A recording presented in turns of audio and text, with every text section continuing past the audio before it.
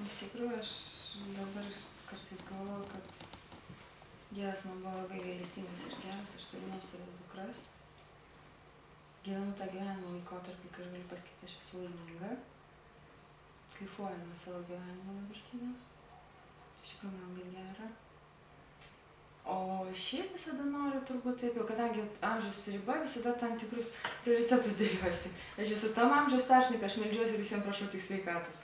Savo vaikams, anūkams, darželio vaikams ir šiaip visiems. Ta prasme, kad man atrodo, kad kai yra fizinių jėgų ir kažkokio gebėjimo arba mokėjimo vienus dalykus pakeisti kitais, kaip Valentinos mergaitė, aš galvoju, visada atsiras kažkokia vietelė, kur tikrai vaikas ras savo terpę, bujos atsiskleis. Tiesiog norėtus, kad su krėtimu nedaug gyvenimų didelių, kad viskas klostytųsi taip gražiai, kaip, man atrodo, kiek aš matau šeimų aplinkų ir liktai nėra kažkokių labai didelių stresų, tai tos tokios ramybės norėtus, kad man ir toliau. Gražu. Gražu, Laima, tai gal ir galim pradėti. Aš galbūt, jeigu galima, aš porą žodžių apie Farelį norėčiau pasakyti. Iš tikrųjų, šita moteris labai ypatinga yra ir yra tokių mistinių ir keistų sutapimų. Mano gyvenimo keliu labai netikėtai atsirado viena ponia Eglė Fišienė pavasarį. Ir jinai man pradėjo, mes kažkaip susirašinėti pradėjom, ją labai įdomu mūsų steigiama mokykla, mūsų prioritetai. Ir vieną dieną aš iš jos gaunu laišką, sako, Laima, atvažiavo į Lietuvą tokia moteris, Farelį Blinstrubaitė Kramarik, unikalių vaikų, genialių vaikų mama. Ir man iš karto įstrigo pavardė Blinstrubaitė. Nes šitą namą statė Vladislavas Blinstrubas. Aš galvoju, ar gali būti tokie stupimai kažkokie. Joba, kad kai aš nebuvau sutikusi tėčio Farelį, nes tas namas jau priklausė kitiems žmonėm, kai pirko mano vaikai. Ir aš žinau tik tiek, kad mano Vladislavo dukra gyvena Amerikoje. O čia žinau, kad parvažiavo iš Amerikos. Maža kas. Ir paaiškėjo, kad iš tikrųjų taip, Farelį tėtis statė šitą namą. Ir aš prašau, kad Eglė, aš labai noriu susitikti, nes mane tikrai labai sudomino tai, ką aš perskaičiau apie Farelį, ypač ir apie ją, ir apie jos vaikus. Man be galo didelį įspūdį padarė Okeanijos paveikslai.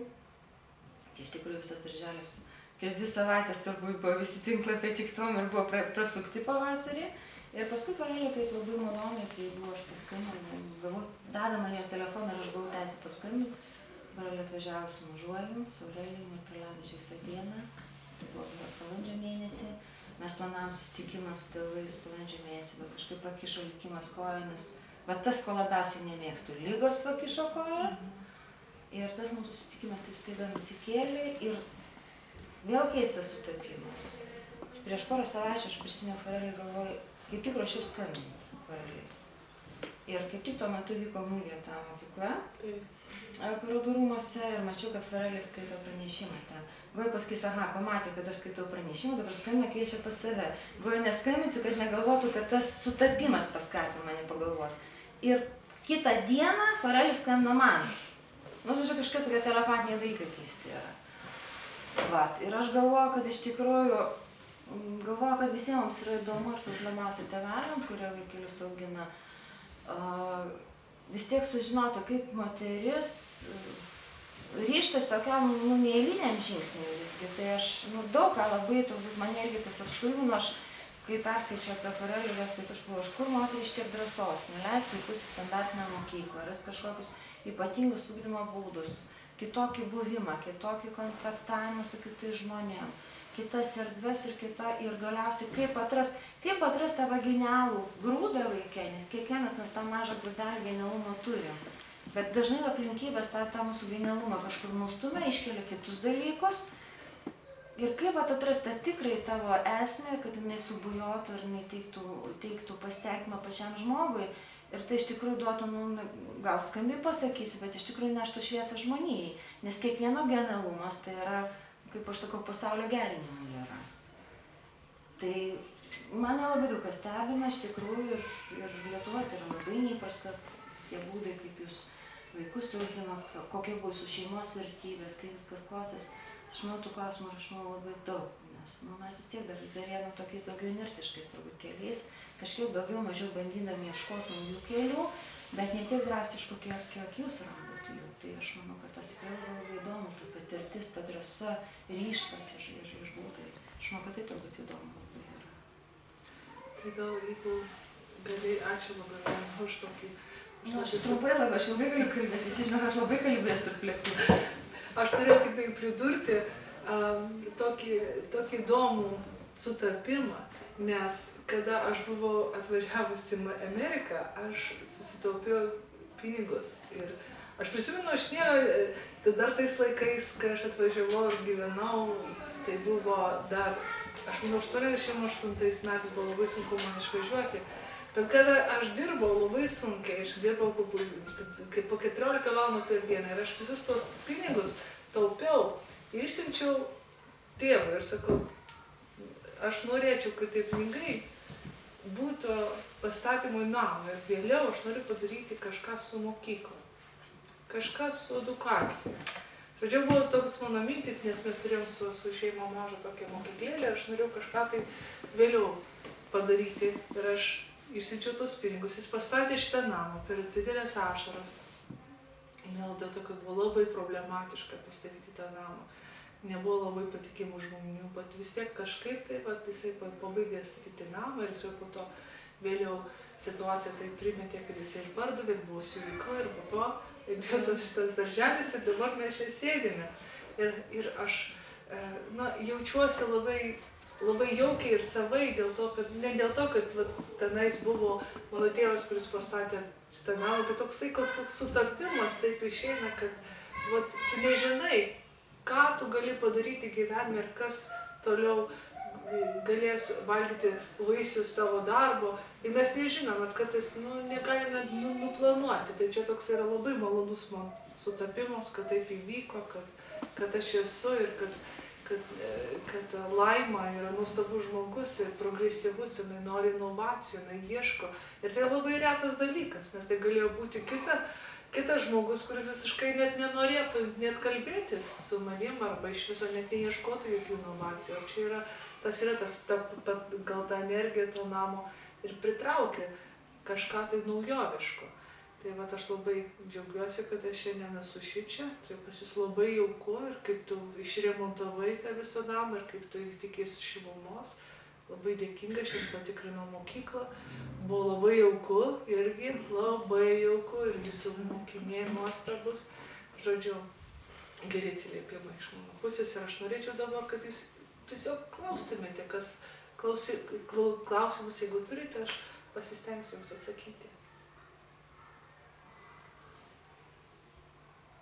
Aš noriu paklausti, kuom jūs rėmėtės ugdydamas savo vaikus? Jūs tiesiog skaitėt kažkokią specialią literatūrą, ar jūs daugiausia rėmėtės nuojautą, kaip tai reikia daryti? Ir taip, nes aš vis dėlto studijavau psichologiją, studijavau antropologiją, edukologiją, aš tiesiog daugmaž žinojau apie pagrindinės tendencijas pasaulyje. Bet kai aš atsidūriau Amerikoje, tenais buvo visa biblioteka, viso pasaulio. Čia pas mus buvo, negalėjom rasti knygų tais laikais. O jau kada buvau tenais Amerikoje, ten viskas atsiveria iš viso pasaulio, visos mokyklos, sąrašai, gali skambinti, klausinėtis. Tai žodžiu, tas darbas ir atvėrė per tą darbą, per tą tyrinėjimą ir atsiveria akis, kaip kiti gyvena, kaip kiti mokosi, kokie rezultatai, ar iš tikrųjų iš tipiškų mokyklų geri rezultatai, ar demokratiškose mokyklose geresni rezultatai. Bet žodžiu, čia buvo daug pačios eksperimentų ir aš pati mokiausi irgi nuo 13 metų pati savarankiškai, tai ir buvo ir toksai pasitikėjimas, kad jeigu tai buvo labai gerai man, tai ir bus gerai mano vaikams. Ir aš sakau, labai daug buvo nuveikta darbo ir dėl to aš žiūriu, kad aš dabar mane labiausiai domina, jūs ką sakėte apie laimę. Iš tikrųjų, daugiausiai tėvų nori, kad jų vaikai būtų laimingi, kada jie užauga. Ir jie gali būti sveiki ir nelaimingi, jie gali būti turtingi. Ir daktaro laipsnį turėti ir nelaimingi. Vadinasi, ta laimė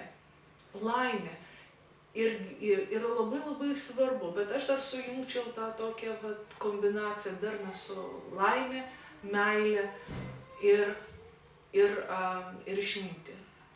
jeigu ta darna ir padaro tą visą pilną tokį vaisių, pilną žiedą.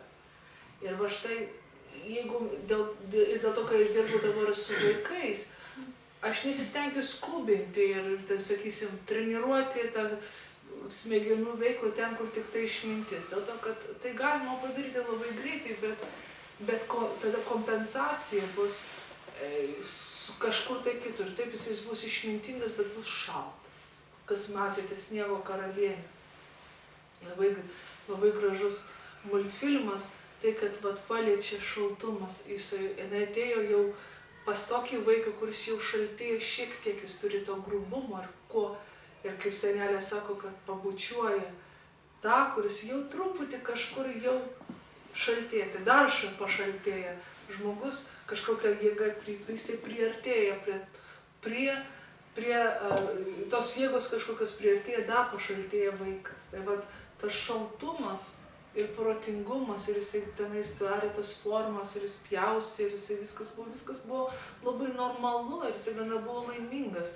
O Gerda verkė, ir jinai nori, kad jisai būtų šiltas. Ir aš ir ieškau tos šilumos, tos meilės. Man išmintis nelabai taip ir svarbu, labai nuostabu, bet jeigu taip pasižiūrėjęs, paimkime savo kūdikius, niekita mes juos nemylime dėl to, kad jie be to tą minutę nėra kaip išmintingi, o tai bent atrodo neišmintingi.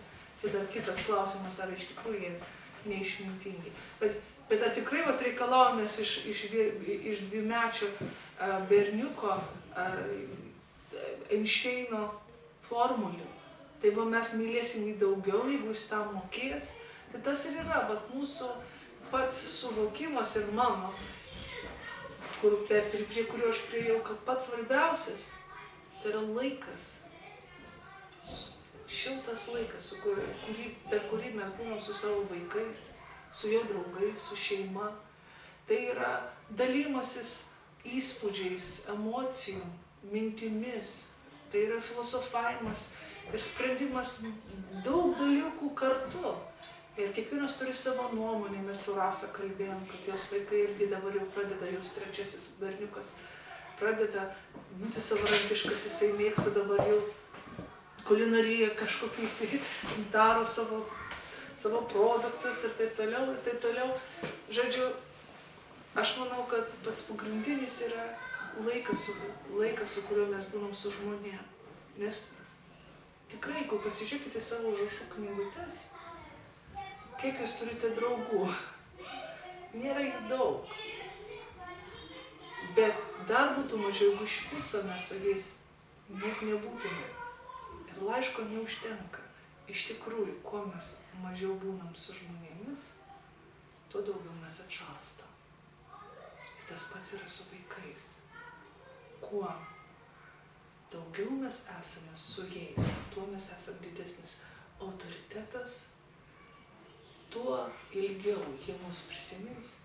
Ir kai jūs pasensite, kai aš pasensiu, bet aš jau jaučiuosi sena, bet kai mes visi prašilsime,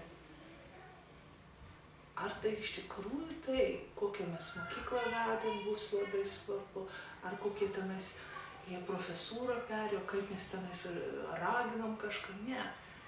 Jų atmintis bus kitokia, jie iš tikrųjų galvos, jie prisimins visą tą meilės, visas tos kaip fotografijos. Įdomiai mūsų atmintis eina ne kaip video vaizdai, o daugiau kaip fotografijos gabaliukai. Ir jie prisimins tą meilę, tą šilumą. Net ne žodžius, o tą šilumą, kurį tu prisimins. Jeigu mušam vaiką ir padarom stebuklus, į tą jie prisimins, jie visą laiką bus šalti. Jie kažko tai neatsivers iki galo. Ir žinoma, nekalbu apie skirtingus charakterius, kad tie vaikai ir gimsta tokie, kurie nenori meilės ir prisirišimo. Aš kalbu apie daugumą vaikų, kuriems to reikia. Tai kuo mes daugiau laiko su jais būnam, kuo daugiau mes juos priglaudžiam, pabučiuojam. Ir niekur neskubam, ir nieko nedarom daugiau, tik būnam su jais. Ir tai, žodžiu, aš pasakyčiau gal tokią paprastą tiesą, bet iš tikrųjų, Aš žinau, kad jūs visi užimti, turite savo profesijas ir taip toliau, bet jeigu vienas būtų pasirinkimas, ką jūs galite padaryti su vaiku, geriausiai nieko nebus. Atsigulkite ant grindų, ant kilimo, ant lovos, apkabinkite vaiką, juokitės, paklauskite klausimus, pakutenkite, padarykite masažą vaikui, tegu tas vaikas jums masažą padaro. Pakalbėkite apie jo svajonės, pakalbėkite apie jo dieną. Dar kartą apsikabinkite, eikite kartu kažką užkasti, gal kartu kažką pagaminkite valgyti. Toksai, atrodo, mažas dalykas, lyg tai kurčios knygos, ar mes skaitėm knygas, ar mes žiūrėjom. Atsiminkite kiekvieną kartą, kai jūs skaitote knygą su vaikais. Maždaug jūsų, taip atvirai pasakys, jūsų ir nėra. Tenais yra kaip įjungtas televizorius. Kita pasaka, kitos emocijos. Jūs norite, kad jūs būtumėte gyva knyga vaikui. Gyvas tas prisiminimas. Nes mes galime daug paimti knygų, su knygom, su televizoriu, su internetu. Tai visą tai labai greitai galim pajungti vaiką ir mes žinom dabar, kas atsitiko šiuolaikinėje civilizacijoje, ką daro vaikai. Jiems ir tėvai nebesvarbus, sesutės nebesvarbus, mokytojai jau nebesvarbus, net ir draugai nesvarbus. Štai jų gyvenimas, štai jų laimė. Tai mes pagalvokite, kas bus ateityje. Jūs esate visi jauni ir skaitote žinias, žinote, kokie yra polinkiai, bet ateityje dar bus daugiau to. Noriu paruošti jūs. Tai geriau dabar, jeigu jūs galite, pasinaudokite kiekvieną minutę visiškam paprastumui, žiūrėjimui į akis, nepertraukimui. Kur skubinti? Kam? Išimkite visus telefonus. Atsigulkite. Šiaip paplepėkite. Nes tai ir yra jūsų pagrindinė misija. Nes viską, aš pasakysiu, aš daug keliavau ir daug mačiau. Pasakysiu, kad tie vaikai, kurie užaugo ir kuriuos taip tėvai mylėjo ir jie neskubėjo, visą laiką surado apkabinimų vaiką, nekėlė balso, nemušė jų, net nebarė jų, net nedrausmino, net jeigu jie buvo perėję išlepintą fazę. Labai, aš noriu pasakyti, net nebaudė jų, nes bausmės bet kokios gali būti labai žiaurios vaikui, net ir mažas. Sakytum, tu negali žaisti su savo draugais visą dieną. Tai toks mažas dalykas, tai yra didelė trauma vaikui. Ar mes iš tikrųjų žinome ir mokame, suprantame, kur yra vaiko klaida, o kur yra jo smegenų veikla, visiškai, kur jisai neatsakingas. Jisai, kas iš viso mus sutvėrė, kas mums nepadarė, perdirbo. Čia yra kitas klausimas, kodėl mes tai, kodėl kažkas tai ne iki galo sutvarkyta, o gal labai protingai sutvarkyta, tai čia filosofijos klausimas. Bet, kai jūs esate su tais vaikučiais, kai ir mylite jūs, jie prisimins jūs, kad jūs jį mylite. Jeigu jūs jo neliesite, o jūs tik tai kalbėsite, jisai to nesuvoks. Vaikai nesuvokia mūsų kalbų. Jie suvokia tik tai mūsų lietimą. Jeigu mes juos paliečiame, tai mes juos ir mylime. Jeigu mes jų neliečiame, mes jų nemylime. Yra labai paprasta. Ir dabar tas pats yra su suaugusiais. Jeigu kažkas jums atsitiko nelaimė ir jūsų draugė nepaims jūsų rankos ir neapkabins, tai jūs nesijausite, kad jinai suvokia, kaip jums skauda širdį. Tai pats prisilietimas ir bausti, sakysim, jeigu vyras užmiršo kažką, tai arba nenorėjo padaryti, sakysim. Negi mes dabar jį bausim ir sakysim, eik tokį kalbą. va dabar tu negalėsi eiti žvejoti su savo draugais 2 dienas. Pasekmės. Bet kodėl mes tokį nepakantumą ar nepagarbumą rodom savo vaikui? O dėl to, kad jisai mus manipuliuoja. Jisai mūsų nemanipuliuoja. Čia visiškai ne manipuliacija. Čia mūsų, žinoma, smegenys auga, brandina. Bet tas ir yra išmokti gyventi su vaiku, kuris dar daug ko nesuvokia, būti autoritetu, bet būti taip autoritetu, nepakėlus balso, nemušant, negazdinant, nepeikiant, nebaudžiant. Tai yra išmintis. Mūsų ne visi tą sugeba ir žinoma, mes visi perėsim prie tokios minutės, kad nežinosim, ką daryti. Bet aš pasakysiu, jeigu jūs ateinate į tą minutę ir nežinot, ką daryti, uždarykite duris, nueikite į lauką ir pakvėpuokite 10 minučių. Jums reikia pakvėpuoti, jums reikia pagalvoti. Vaikas, jeigu jisai ten viskas jam tvarkoja, ir jisai nesidrasko, jis yra saugus, jūs turite nueiti ir pagalvoti, ką daryti, nes čia yra mūsų suaugusi problema, bet to, kad mes neišsprendžiam, kaip padaryti, kad mes būtumėm autoritetas. Ir ateina pas mūsų šeimas labai įdomus vaikai. Vienam ateina negalėjai, jums irgi, jūs abi turite vaikus, kurioms yra fizinė negalia. Anksčiau tarybiniais laikais, čia yra naujas žodis, mes sakydavom invalidai. Kitiem ateina su psichiniais sutrikimais, ir kitiems su nerviniais sutrikimais.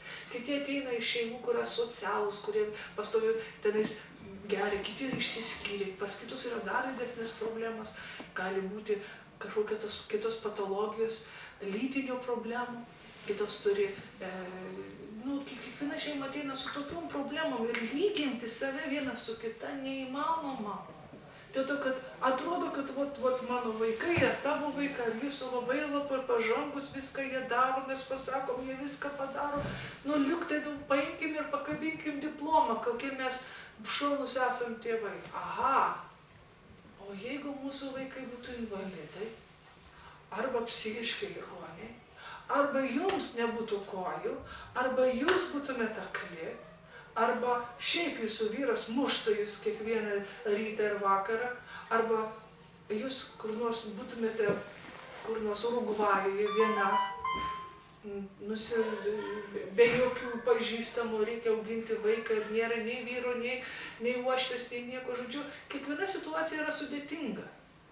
Bet, ką aš pasakysiu, yra taip svarbu, kad nesvarbu, kur jūs atsidursite, ar Amazonėje, ar jūs Japonijai, ar Lietuvoje, ar jūs invalidė, ar vaikai invalidai, ar sveikatos problema, ar nesveikatos problema, ar jūs norite, kad jie būtų išminčiai, ar jūs norite, kad jie būtų paprasti darbininkai. Nesvarbu, ką jūs norite iš gyvenimo, ko jūs trokštate iš savęs, iš vyrų, iš šeimos, iš uošvių, iš draugų. Prisiminkite vieną dalyką. Niekada nemuškite vaiko. Niekada negnybkite vaiko. Niekada fiziškai jo netraumuokite, net jeigu būtų sprigtas. Aš pasakau sprigtas dėl to, kad kiti, kai aš pasakau nemušti, jie sugalvoja kažką, nes Forelė pasakė nedaryti to, tai sprigtą padaro. Arba aš kalbu, tai yra taip svarbu, kad aš negalėjau, čia yra vien tema labai ilga, bet aš noriu sutrumpinti, kas tai yra. Tai ir yra, kad vaikas bus laimingas. Nes pagrindinis dalykas, jeigu mes viską jam duosim, o jis nebus laimingas. O jis ir nebus laimingas, jeigu mes mušim. Ir jūs galite labai greitai atpažinti juos, kada kiekvieną dieną. Tie žmonės, kurie buvo mušti ir pagal kiek jie buvo mušti, traumuojami fiziškai, iš karto jūs matote, ar jie žmonės laimingi. Matosi. Jie nešioja tą veidą, jie nešioja tą sunkumą. Jie bijo, jie netokie drąsūs, arba jų drąsumas toks, kai mes kartais sakom lietuviškai, akiplėšiškumas, nedrąsumas. Nes drąsumas turi būti ir su tolerancija.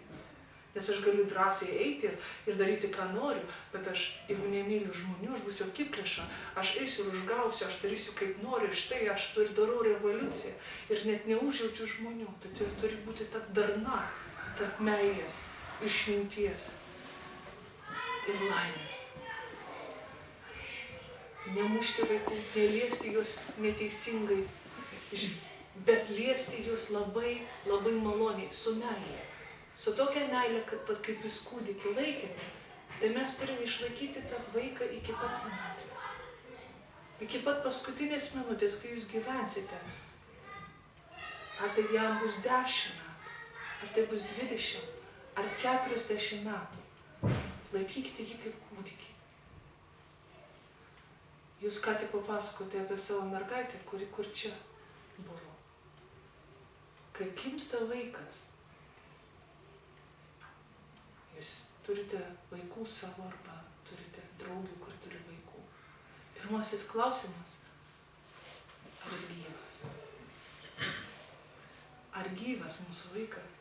Tai vienintelis klausimas, kurį mes paklausim, kada gimsta vaikas. O po to reikalavimai aukštėja ir didėja. Tada mes norim, ar jisai turi rankas, ar jis turi kojas, ar jis turi akis, ar jis gali regėti. Po to vėliau jis gali žindyti, ar jis gali sukti ranką galvutę, ar jis moka apsisukti, apsiversti, ar po to moka šliaužyti, ar moka vaikščioti, ar moka skaičiuoti, ar moka kalbėti, ar moka vokiečių kalbą, ar moka anglų kalbą, ar moka skaityti Getę, ar moka kaip daryti matematinės formulės ir taip toliau, ir taip toliau, ir taip toliau. Reikalavimai didėja, ir didėja, ir didėja, ir sunkėja. Ir mes pasidarom nenuoramos. Mums reikia daugiau iš to vaiko. Nes tai kaip tai, jeigu aš nereikalausiu to daugiau, tada kaip jisai lyg tai bus nelaimingas. Ne, tai jūs esate nelaimingi. Aš esu nelaiminga, jeigu mes reikalaujame iš vaiko pastoviai vis daugiau.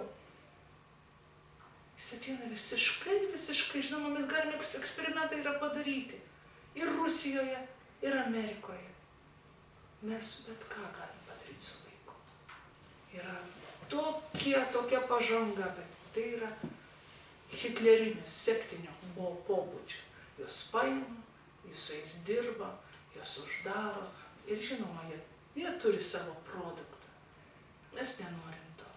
Mes paklausime, iš tikrųjų mes norim, kad vaikai iš tikrųjų klausytų mus kiekvieną sekundę. Vargu, dėl to, kad jūs galite paimti lėlytę ir paklausti, va čia vat mano vaikas. Ar norėtumėt viską, ką pasakytumėt, tą lėlytę padaryti. Vadinasi, paklausumas nėra pats pagrindinis. Pats pagrindinis dalykas, kad vaikas manytų, kad jūs jį mylite, kad jūs žinotumėt, kad vaikas myli ir kad jisai mylėtų kitus. Tame ir yra laimė. Ne aukštajame išsilavinime. Jeigu taip, tai kodėl profesoriai žudosi? Ne tame, kad būtų pinigai. Tai kodėl verslininkai žudosi? Reikia, kad būtų žmonės žinotų, kad juos myli labai. Ne kažkokia būtybė Dievo. Tai dabar mes prieiname prie tokios subtilios temos. Religija, dvasingumas, tas yra svarbu, bet yra pakaitalas. Niekas nesupras, kas yra Dievas, kurio mes dar žinoma nematėm, bet jeigu kažkas tai, jeigu tu kalbėsi tik apie Dievo meilę, o pati motina negali apkabinti vaiko, tai va toks ir yra Dievas. Šaltas, pragmatiškas, analitikas, šachmatininkas. Tai va mano toksai ilgas atsakymas. Atsiprašau, užsitęsiau. Bet tai yra pagrindinė, tai tada tai buvo mano didžiausia pamoka, kad aš eksperimentus dariau su savo vaikais, su kitais, stengiausi, žiūrėjau, kas daug nesisekė. Bet čia aš esu 100% įsitikinusi, kad tai yra teisybė, ką aš sakau, nes tai neturi tautinės ribos ir laiko ribos. Nes tai galima studijuoti tūkstančiais metų, kas buvo, kas atsitiko su žmonėmis ir kas buvo tokia terpė ir gyveno meilėje ir išmintingoje atmosferoje. Ir mes matome rezultatus. Jie gyveno gal netokį žinomą gyvenimą, bet jie buvo laimingi. Ir ta laimė, jinai, žinote, kaip širdis tuksi. Fiziškai yra 10 metrų, kai mūsų kiekviena jūsų širdelė, kuri tuksi 10 metrų atstumu, galima išmatuoti ją labai greitai. Ir iki 2 kilometrų galima išmatuoti kitokiais matuokliais, kur dabar dar ne visos ligoninės turi tų matuoklių. Bet mokslininkai jums pasakys, kaip širdis reikalinga. Tai jeigu jau mūsų širdis, tai iki 10 metrų taip tuks ir plakai ir tokia energija, ir mes turim kiekvieną savo energinį lauką, laimė ir yra. Jeigu jūs laiminga, jeigu jūs galite padaryti vaiką laimingą, tai jūs padarėte daugiau pasauliui, negu bet ką jūs galėtumėte padaryti.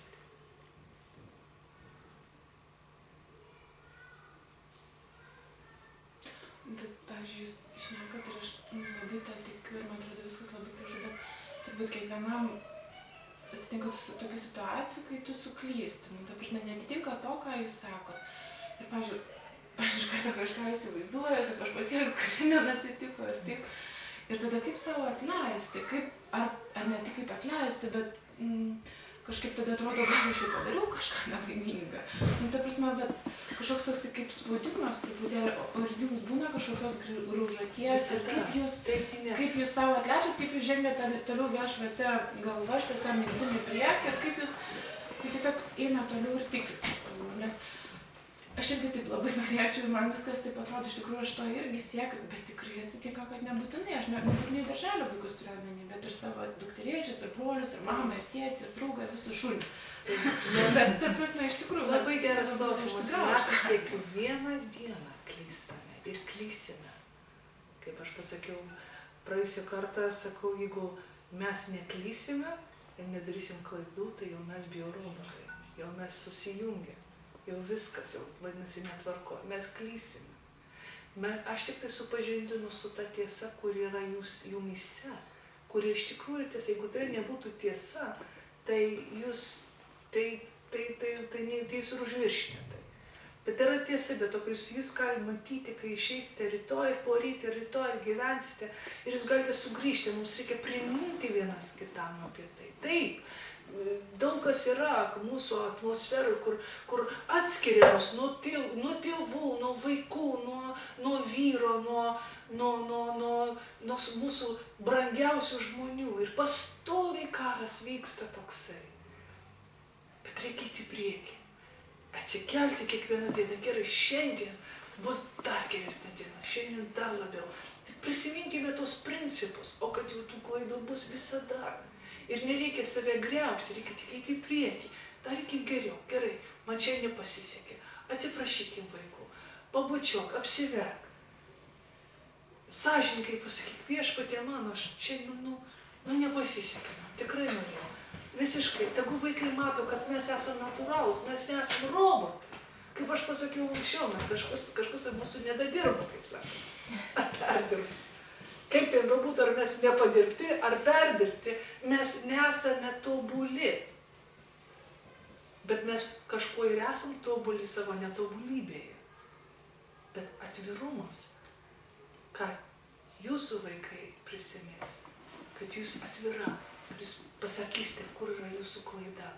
Ir kai jūsų brolių ar ten sūnus kažką tai pasakys ar padarys savo sesutei, jūs matysit, kad tai perėjo iš jūsų, sakyt, čia buvo mamytės klaida. Aš nenoriu, kad tu kartotum tą. Ir galim kitaip pasakyti arba kitaip padaryti. Žodžiu, taip ir mes mokomės. Niekas, kai tikrųjų instrukcijų, kai mes visi gimstame, neparodė. Gerai, šitaip mes pat būsim kaip žmonės, taip mes studijuosim, štai būti tėvų ir motina. Niekas neduoda tų instrukcijų, mes visi klaidžiame, mes esame visi čigonai. Mes visi klaidžiam nomadiškai, kaip Mongolijoje. Ir žiūrim, kur žalesnė žolė mums, mūsų šeimai, mūsų gyvuliams. Kur yra geresnė ta vieta ir mes mokomės. Bet aš noriu pasakyti tik tai, kad priminkime vienas kitam. Išmokime diplomatijos. Vietoj to, kad barti kitą, jeigu matai, kad kažkas rėkia, ateik apkabinti žmogų. Pabučiuok ir pasakai, žinau, tau labai buvo sunkiai diena. Taip norisi rėkti. Ateik čia, aš tau padėsiu. Ta kūnai daina, pakvėpuok. Tu užimk tą vaiką. Gal tu padėk. Vat Afrikoje, kitose šalyse, gentyse ypatinga. Jie padeda vienas kitam, neleidžia vienas kitam iki galo išprotėti. Jie vienas kitam padeda. Jeigu mama jau susinervino, viskas, nemiegojusi, jau matosi kunkuliuoja, gerai, aš tau padėsiu. Ar senelė, ar tai gali būti jūsų sesuo, ar tai gali būti jūsų uošvė, nesvarbu. Mes padėkime vienas kitam. Gyvenimas sunkus. Mes susiraskim tuos gerus draugus. Daugiau su jais būkime. Daugiau atleiskim jiems. Daugiau duokim atsakomybės jiems. Kad pasitikėkim jiems labiau. Ir iš to išsivystės harmonija. Gal tai bus gana ir sunkus metai. Taip. Ir verks, ir mes turėsim kai kuriuos ir palaidoti savo gyvenime, bet tas ir yra gyvenimas, pilnas natūralaus gyvenimo, kur mes kiekvieną dieną atsikeliam ir gyvenam taip, kaip yra, be kaukių. Be kaukių. Kaip yra, taip yra. Ir džiaukimės, kada džiaukimės, kai Lietuvai, ir kai yra liūdna, paverkim. Apsikabinkim ir priminkim tiesiog vienas kitam, kad to trūksta, to reikalinga, o kas visiškai negali prieiti prie to dalyko. Tai aš pasakyčiau, aš žinau, gal tai keistai atrodytų, bet tiesiog kažkoks tai dalykas turėtų būti, ar užsiregistruokit kažkokį tai, turėkite tiesiog laikroduką, gerai, net ir žadintuvas, dabar eikite ir apkaminkite. Mechaniškai, padarykit mechaniškai, pirmą savaitę, kaip eksperimentą. Sakysim, aš apkabinsiu vaiką kas 30 minučių. Nors jūs paskaičiukite, kiek jūs kartų apkabinate vaiką. O jeigu jų daugiau, tai kaip tėvai apkabina vieną kartą per mėnesį. Bet jie taip dalyvavo visose būreliuose, taip dalyvavo visose važiavimuose ir buvo Disneylande, bet kada paskutinį kartą apkabino, reikėtų pakrapštyti galvą. Bet tas yra, padarykite tokį eksperimentą, kiek jūs kartą apkabinate vaiką, kiek jūs kartą pabučiuojate, kada paskutinį kartą padarėte masažą ir kada paskutinį kartą vaikas padarė masažą.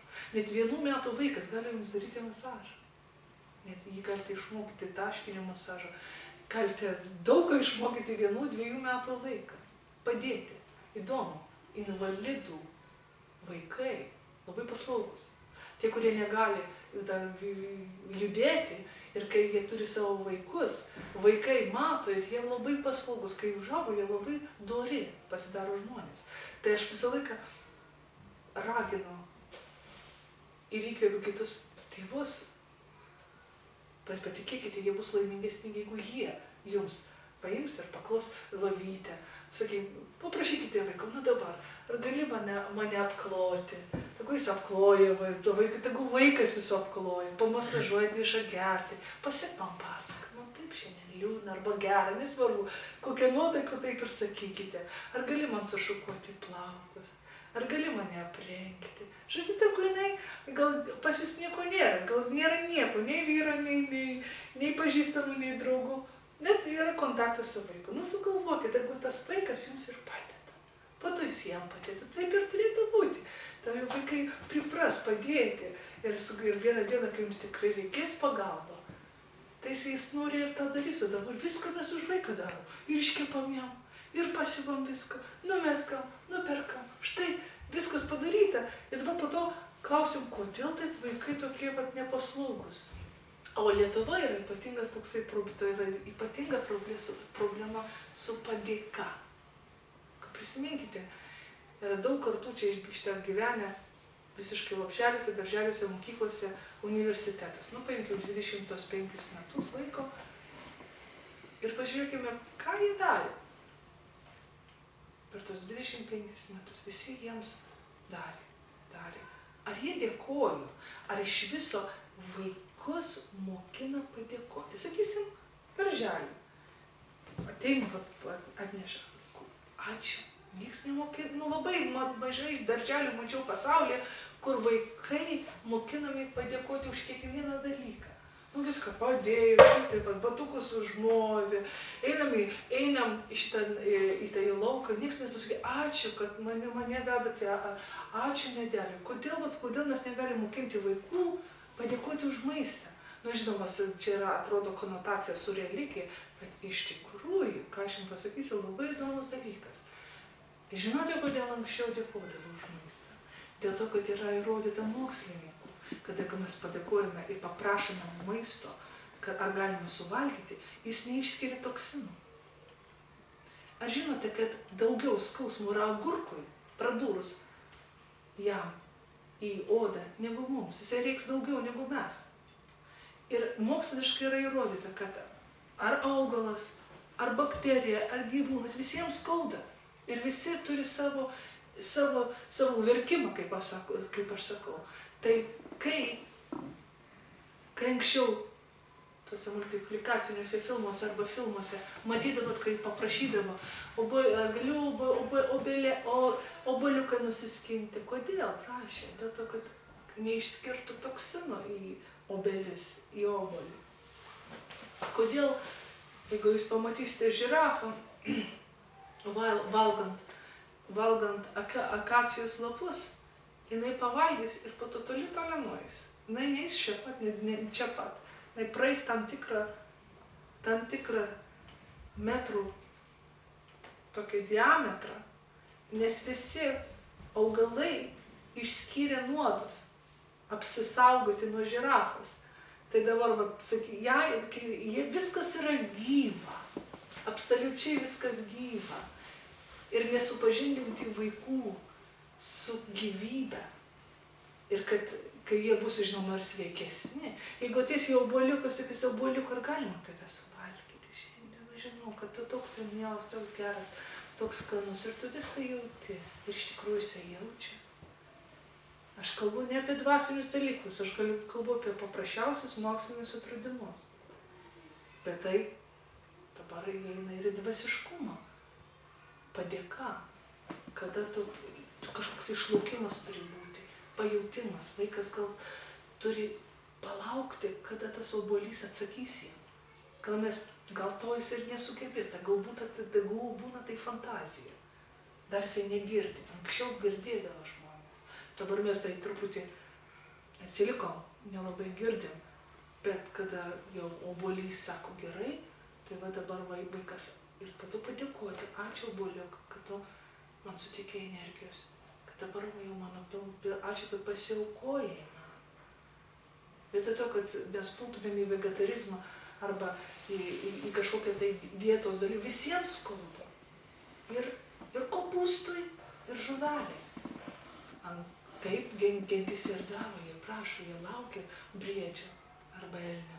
Sako, elnis, jeigu didžioji dvasia, jeigu tu manai, kad mums reikia dabar išsaugoti savo šeimą, mums reikia pavalgyti, atsiųsk elnį. Mes tikrai badaujam. Ateina ir jų nuomonė, kad pats tas elnis pasiaukoja. Jis ateina pats. Tai gamtoje yra toksai ryšys ir iš tikrųjų, kai aš moksliškai žiūriu tos visus principus, yra toksai principas davimo atidavimo, pasiaukojimo, pastoviai. Mes gimstame, mirštame, gimstame. Ir visa ta cirkuliacija turi būti supažindinama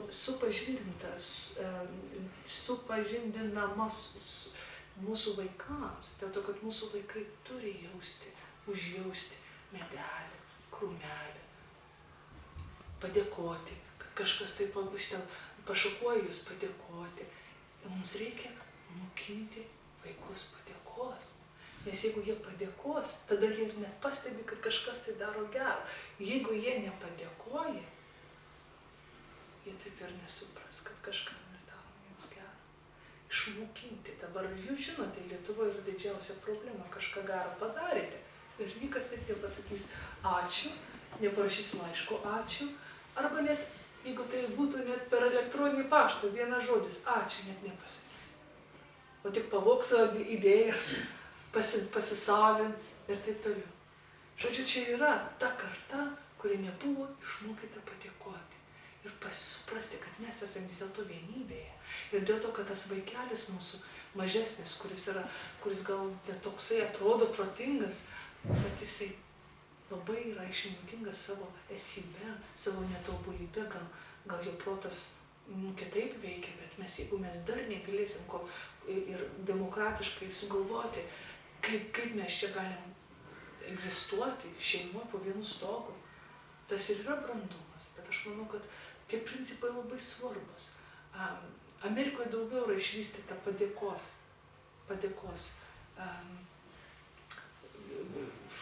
ritualas. Man tai labai patiko. Bet reikia, aš manau, kad toliau vystyti tą su maistu, su gerybėm, su bet kuo. Vaikai jau mūsų šalyje ir mūsų visuomenė nebegerbė nei žaisliukų, to, kad kažkas jiems davė. Bet dabar tiek daug gražių žaisliukų, kad kažkas tai, kai aš paimu su vaikais, kai aš dirbu su vaikais, aš paimu kiekvieną daiktelį ir aš tiesiog tyloje žiūriu ir liečiu ir pasakoju, kaip kažkas dirbo, kiek ilgai, kiek turėjo žmonių pasiaukoti, kad būtų toksai gražus muzikinis instrumentas. Ir pats medis davė savo energiją. Žodžiu, padėkoti jam, net prieš grojant. Ačiū. Tegu ta muzika duoda kažkokį tai gėrį visatai. Ir ta vėl per tą padėką kūryba ateina. Nes kūryba irgi gali būti, iš kur jinai ateina, jis gali ateiti. Jinai būtų tokia negatyvi kūryba. Kūryba turi suteikti kiekvieną vaikas, kuris tai daro, kažką kūrė. Turi žinoti iš karto, kad kažką visi daro malonumo, čia ne tik savo. Tai mes vėl sugrįžtame į tą bendruomeninį logiką ir nuojautą. Dabar jisai žino, kad kažkas kūrė, kažkam kūrė. Eilėraštis seneliai. Ta knyga bus vaikams, kurie, sakykime, neturi kojų. Arba štai šitas pyragėlis bus nuneštas kažkam tai. Žodžiu, viskas, kiekvienas dalykas, ką jie turėtų daryti, turėtų būti sąmoningai, lėtai padarytas, o nieko skubinti nereikia. Tai kas, kad mes viską paskubinsim? Tempas bus. Viską padarysim, sugrūsim daug dalykų į vieną dieną, į 24 valandas sugrūsim 20 būrelių, 30 pamokų. Oi, kokie mes mokslinčiai pasidarė. Pasirodo, mūsų smegenys ne taip cirkuliuoja. Mūsų smegenys viską įsisavina, kuo mes lėčiau tai darom, kuo su malonumu darom. Jeigu mes pastebime, kur vaikui patinka, pavyzdžiui, šiandien jūsų mokykloje buvau ir pakalbėjau su vaikučiais. Jau vienam matau, kaip jam patinka rašyti tas knygutes. O kitas tik tai galvoja, kaip čia jam kažkur tai pasportuoti, fiziškai išsireikšti save. Ir žodžiu, tai labai yra tikslinga. Ar tai namuose, ar tai darželė, ar tai mokykla, ar universitete, ar darbe. Surasti tą, kad tu nori dirbti. Net ir kolektyvą surasti. Dabar galime surasti nauji įstatymai Lietuvoje išeina. Duodama laisvė mokyklom daryti, ką praktiškai nori, tik minimalus ten reikalavimai žinių. O šiaip jūs galite sudaryti praktiškai bet kokias palankės sąlygas, kaip jūs norite. Dar to nežinau. Kol dar tas įstatymas visai neseniai išėjo, kol žmonės net jį perskaitys, kol jie suvoks, kol jie pripažins, kad jie tikrai verti to įstatymo, o dar implementavimas, tai praeis dar tikriausiai 3 metai, kol iš viso kažkas pradės daryti su tuo įstatymu, labai viskas lėtai vyksta. Bet jūs šiandien galite sudaryti tos meilės erdvės, o jeigu yra konfliktinės situacijos, kaip aš kitose paskaitose sakau, padarykite, suvokite, kad tai nėra, kad jisai išleps nuo to, dėl to, kad jisai, ta broliukai tenais tikrai kivirčiasi ir tu matai, kad jie tikrai, nesugyvena. Aš mačiau tokias situacijas, geri seneliai, geri tėvai, bet vaikai nesugyvena. Tada pripažinti. Padarykime, atskirkim daugiau juos. Nebarkim už tai. Sudarykim, padėkime jiems sudaryti sąlygas, kad jie galėtų tobulėti šiek tiek atskirai. Gal jiems užtiks valanda, gal jiems 10 valandų, bet jūs ir esate vadybininkai, jūs ir esate vedliai savo šeimos, jūs ir esate tas vyriausiasis, kaip sakant, vadas, kuris ir prižiūrite tą visą, nesakau kaip kariuomenė, bet čia jūsų yra, aš manau, kad mes tėvai esam kaip sodininkai, čia mūsų sodas. Ir jūs prižiūrite, kur ten piktžolėlė įsiveisia, kur ten kirmėlytė, ar jūs norite daryti ir padengti trašas kokius chemikalus, ar jūs geriau kažką natūraliau paieškosite iš tvarto. Tai jūs ir esate, dėl to, kai mes tuokėmės, labai svarbu surasti vyrą ir moterį, kad jie norėtų būti sodininkai kartu, nes pirmoji mūsų pareiga ir fizinė programa smegenyse būti vis dėlto tėvais, ypatingai moterį. Tai jeigu vyras net to negedžia, jis to nenori, jis visiškai net nemoka dirbti su vaikais, tai gal reikėtų šiek tiek palaukti, nes tai yra labai pagrindinis dalykas moteriai. Ir surasti tinkamą tėvą, kuris mylėtų vaikus daugiau negu darbą, daugiau negu savo draugus, daugiau negu kad visą pasaulį, kad šeima jam būtų svarbi, tai yra labai aktualu. Tai labai daug, kaip sakant, principų, bet vėl mes sugrįžtam prie tos laimės židinio, kaip mes galim padaryti vaikus laimingus. Tai galėčiau toliau tęsti, bet ar tik klausimų duokite man daugiau, kad galėtumėm kitas kitų apie. Aš norėčiau paklausti, tarkim, aš suprantu, tarkim, tėvų gerus norus. Kaip jaustis tėvams, kurie iš vienos pusės nori to dėmesio vaikams skirti daug laiko, tos neskubėjimo, o iš kitos pusės tas gyvenimas už šeimos durų, visas tempas yra toks bėgimas, skubėjimas ir ta tokia konkurencija, kur ten labai tokia Lietuvoje ypatingai užaštrinta ir net tokia paradoksali situacija yra. Tarkim, profesorius Ruškus darė tyrimą ir klausė tėvų, tarkim, ko jie nori, ko linkėtų vaikam ir kokias savybės reikėtų ugdyti ir kaip vaikai turėtų būti auginami. Iš vienos pusės tėvai nori labai to tokio šilto, saugaus emocinio santykio ir iš kitos pusės, kad tas vaikas, reiškia, būtų konkurencingas. Iš vienos pusės labai humanistiška viskas, kad būtų, o iš kitos pusės, kad jis būtų konkurencingas. Tas konkurencingas, kuris skamba kiekvieną kartą uždarius namų duris, kaip tėvam tą spaudimą atlaikyti.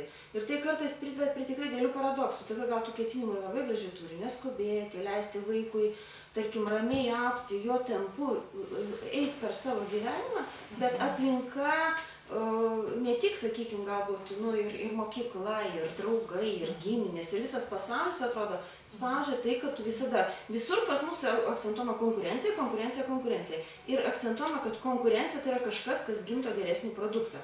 Kad į konkurencijos sąlygom kažkas auga ir kokybė gerėja. Kaip tos problemas išspręsti? Labai geras klausimas. Čia ir yra sunkiausias mums rūpestis ir užduotis. Tikrai. Čia yra kiekvienos dienos kova ir kiekvienos savaitės planavimas, kaip mes galime, reikia pasiruošti. Nes įsivaizduokite, jeigu mums reikėtų eiti į lauką dabar be palto, be kepurės, kai taip šalta. Būtų labai nemalonu, jeigu jūs galite nubėgti iki ten autobusų stotelės, bet jeigu jums reikėtų 10 valandų išlaukti lauke, kai lyja, kai sninga ir žvarbus vėjas, jūs turėsite hypothermiją. Lietuvai, žodžiu, yra didelis šansas, kad jūs numirsite, nes ką daro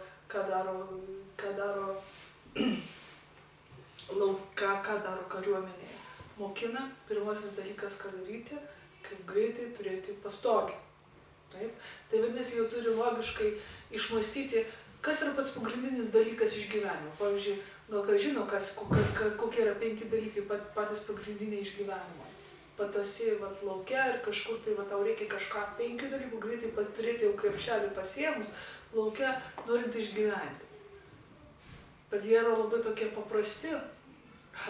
Ir aš tai labai domiuosi dėl to, kad tai susijęs su psichologija. Tai yra virvė, tai yra puodelis kažkoks, tai kažkoks buteliukas, dėklas, tai yra maža tokia vilnonė antklodė. Tai yra vienas iš tokių dalykų yra, kaip mes žiūrime apie virvę, kam virvė reikalinga. Iš su virvė mes galim gauti viską ir surišti, ir gauti ir vandenį, ir vandens atneštis pasirodo nereikia. Ir taip toliau, yra 5 tokie principai ir galima juos ištęsti, ištemti daugiau galima jų, kaip sakant, žinoma, geriau būtų, kad ir turėtumėm ir saldainį įsidėję, ir dešros ir taip toliau, bet pasiruošimas, kad kažkas tai atsitiks, kažkoks krapštelis, kai jūs kiekvienas namuose turite medicinos kažkokią tai dėžutę, kad kažkas, jeigu kažkas atsitiks. Planavimas kažkam, tai būtent šitoj situacijoje ir reikalinga turėti savo medicinos tokį krepšelį, kaip aš sakau. Medicinos krepšelį apsisaugoti. Kągi daryti? Mes turime susiplanuoti, kas yra labai svarbu, kas yra pagrindinis dalykas, be ko niekaip sušalsite, arba uždusite, arba iš troškulio numirsite. Bet tą aš apie kalbą, kaip atlaikyti. Tai kas? Tai susirašykite, atsisėskite su savo vyru ar su žmona, su savo seserimi, su kuo jums gerai bendrauti, arba turite draugų būrelį, sugalvokite savo planą iš anksto, ne tuo momentu, kai jau lyja, ne tuo momentu, kai jau visi jau eina, tu ateini ir jau pilna jau parduotuvės, zuja, mokiniai, jau viskas, tu esi jau kare, kovoje. Ne, reikia prieš tai apgalvoti, ką mes darysime. Ar mes iš tikrųjų būsime mieste, o gal gyventi kaime, o gal į kaimą išvažiuoti kur nors savaitgalį, gal po mokyklos arba po darbo, kažką, kiekvieną savo planelį susigalvau, kas jums gali sudaryti tą ramybę. Bet aš galiu pasakyti tikrai, kad reikalinga gamtos. Tai vienas iš tokių principų, kur vaikai turi suvokti, kaip kas auga. Jie turi jausti žemę, jie turi auginti. Ir per tą ir padėka eina, ir per saulę, ir per kosmosą jie turi žinoti, kaip žvaigždynai, kur ta mūsų žemelė. Žodžiu, gamta yra labai svarbi. Miestas irgi svarbus, yra kultūrinis elementas. Ten susirinka žmonės, ten bendravimas, ten mokykla. Bet gamta yra būtent puoselėjimas tos dvasios, ir tas reikalingas, ir tas. Ir jums reikia gerai suplanuoti, gerai, neturite pinigų, galvojate su kuo, nereikia nebūtinai turėti pinigų, kad kažką tai išspręsti. Reikia surasti žmonės, kuriems patinka jūsų idėjai, susiburkite, sugalvokite situaciją, kaip galima kažkur tai pabūti gamtoje, kad gal vaikų visiškai mokyklą nereikia eiti. Kad jūs sugalvokite kažkokią tai vietelę, kad 3 vaikai gali būti kažkur gamtoje. Žodžiu, dabar to yra didelės teisės ir Lietuvoje dabar galima namuose mokintis. Kiti vaikai negali eiti į paprastą mokyklą visai. O kitiems kaip tik reikia. Aš esu už kažkokį tai mokyklos buvimą, bet ta žodis mokykla dar klausimas, ką mes tenais darome. Aš kalbu apie bendravimą. Pats pagrindinis dalykas vaikų yra bendravimas. Kad jis išmoktų bendrauti su bendraminčiais, su bendraamžiais. Bet kada yra tas skubotumas kiekvieną dieną, kaip tu išeisi, tai vadinasi, mes turim pasitraukti. Mes privalome, jeigu mes suvokėme, kad laimės, meilės ir išminties darna ir yra balansas gamtos, miesto, bendravimo, tylos. Mes turime taip sudaryti sąlygas, kad gal ir reikės paaukoti, kas mums atrodo, kad svarbu. Susirašykite savo sąrašą. Pasižiūrėkite, kiek valandų per savaitę, kam jūs praleistumėt laiką. Nustebsite. Ne per dieną, per savaitę. Susirašykite, ką iš tikrųjų norėtume daryti. Nustebinkite save. Tai bus labai įdomu, dėl to, kad jūs dar kartais, mano pagrindinis darbas, kurį aš dirbu, be to, kad aš dirbu su daug žmonių, aš dirbu konsultaciją, konsultuoju individualius žmonės dėl jų profesijos, dėl jų polinkių, dėl jų talentų ir taip toliau. Ir ką aš pastebėjau, kad žmonės labai dažnai nežino, ką jie nori. Ir iš viso smegenys ten, kur mes norim. Ir kas mums patinka, jie funkcionuoja atskirai. Žodžiu, tas yra, kad žmonės nelabai suvokia, kas jiems patinka, kas yra laimės darna ir taip toliau. Žodžiu, tą mes turim išmokti. Pirmasis dalykas, ką bet kas turėtų, bet kokia pamoka pirmoji turi būti apie laimę. Kada mes esam laimingi? Nuo ko priklauso laimė ir taip toliau. Žodžiu, aš manau, kad vienintelis būdas, kaip išgyventi va tokiame skubėjime yra pasitraukti nuo skubėjimo. Vadinasi, kaip tu gali išmokyti vaiko, kad tu paimi jį parduotuvę. Ir vat visi zuja čia aplinkui. Ir tu dabar pasakoji apie žibučių rinkimą, apie čiurlenimą upelį. Taigi čia yra bergždžias darbas. Kam tai yra? Tai yra trauma ir tau, ir vaikui, ir praeiviams. Dabar tokia scena, čia tu pasakoji, tu nori sudominti, o čia yra tos šviesos. Ir žmonių srauta, jie pasiruošę, jų energija pasiruošusi nusipirkti kažkokią tai daiktą, ar kailinius, ar kojines, ar ten pomidorus, nesvarbu, jie pasiruošę pirkimui. Ir tas vaikas toje vietoje, toje stadijoje, tu kažkaip tai jisai nepriklauso, jeigu tu ilgą laiką būsi, tai bus kaip krizė, kaip aš kalbu, kai mes kalbame svetima kalba su savo vaikais. Aš visą laiką už tai, kad mes kalbėtume savo gimtąją kalbą. Aš ne už tai, kad mes mokintumėm užsienio kalbą vaikams, aš už tai, kad mes kalbėtumėm savo gimtąją kalbą su savo vaikais ir mokiniais. Tai va tas natūralumas ir bus autentiškas. Tai gerai, jeigu einam į parduotuvę, tai einam, bet susidarom planą, ar tikrai reikia tenais kiekvieną dieną, ar kažką galim užsakyti, kažkaip atsiriboti. Sugalvokime kažkaip, kad nereikėtų per daug įsijungti tą gyvenimą. Kiek to ritmo, kiek aš žinau, kur moteris tenais 5 valandas, nuo vieno būrelio iki kito, nuo vieno iki būrelio. Ir tai viskas zuja ir po truputį, va toksai gyvenimas, nei ten, nei šiandien. Nei ten, nei šiandien. Ir atrodo, lyg tai vaikams patinka, išvarginti tėvai, ramybės nebus. Tai nėra. Tai yra išprotėjęs tvarkaraštis. Tai yra negerai nei jums, nei vaikams. Ir viską reikia sudaryti. Aš nesakau, kad reikia būti estetams ir tenais vienuoliams išeiti kažkur. Tai tas irgi nebus didelis pasisekimas. Dėl to, kad mums labai reikia bendrauti. Tai yra žmonės, kurie jau pasuko tą kelią, čia yra, jie nusižudė. Taip, pakartosiu, jie tie žmonės, kurie visiškai nusigrėžė nuo pasaulio ir išėjo toli vieni gyvena, jie čia toksai, kaip yra nusižudėlė arba išprotėjimo toksai kelias. Jie nenori, jie per daug skausmingai jiems sugrįžti. Ir aš juos pažįstu irgi, tuos žmonės. Mes nenorim iki tokio laipsnio nueiti, kad jau negalim žiūrėti žmogui akis. Vadinasi, sudarykime kažkokią tai liksvarą, truputį to, bet dabar tikrai vaikams trūksta gamtos. Tikrai 100%. Gamtos, ramybės, upelių, normalių santykių, neskubėjimo, atsigulimo, ką aš kalbėjau, tokius paprastus dalykus. Tai turėtų būti pirmoji vieta, o visa kita, jeigu jūs norite įjungti tenais į tą pasaulį ir supažindinti, tai turėtų būti antroji vieta. Laima, aš nežinau, aš tau atsakiau tam klausimą. Ne, aš suprantu, bet man tiesiog galvoju, taip mamos tai būdama, man turbūt būtų nedrąsu, jeigu aš... Bet aš ir galvoju, aš kur to drąsos imtis, jeigu, tarkim, vaiką auginti taip lėtai, rodant tas vertybės, o pasaulis bėga ir tu išeisi kaip mama, tavo vaikas liks. Kiek jis prie to pasaulio, kuris iš tikrųjų yra beprotiškas, yra prisitaikęs ir jis sugebės sukurti savąjį pasaulį, kuriame gerai jausis. Aš manau, kad mes...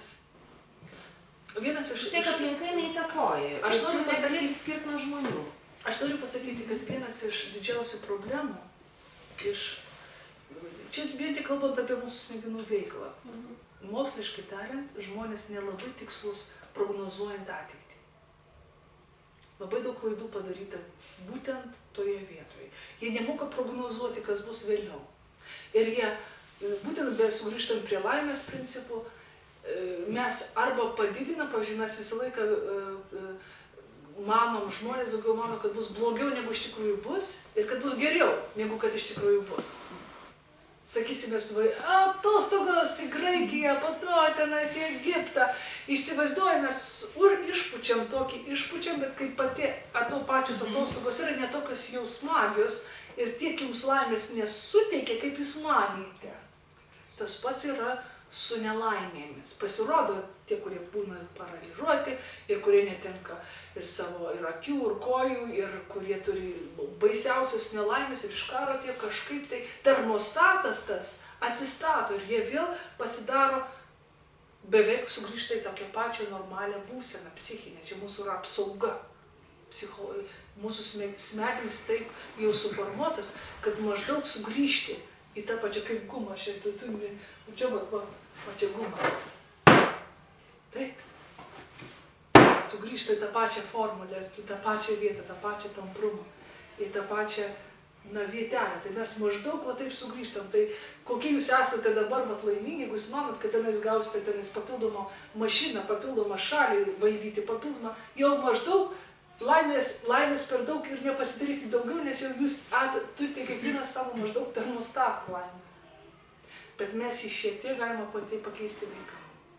Pat vaikam iki maždaug 15 metų, ypatingai tarp naujagimio iki 10, tai tikrai mes galime daug ko padaryti.